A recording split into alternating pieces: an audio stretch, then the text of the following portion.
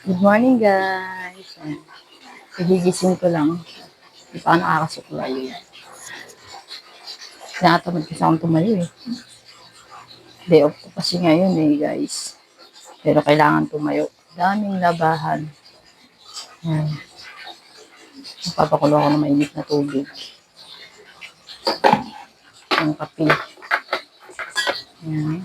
Ang kape siya, guys. Katamad tumayo. Dami kasi labahan. Isang linggong labahan. Ayun o. Ayun o, tignan niyo yung mga anak ko tulog pa. Sarap ng tulog nila. Dalawa. Yun o.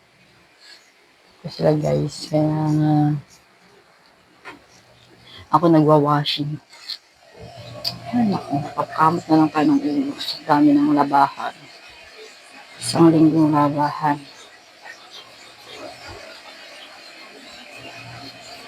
Timpla tayo ng pangkape. Timpla tayo ng kape, guys.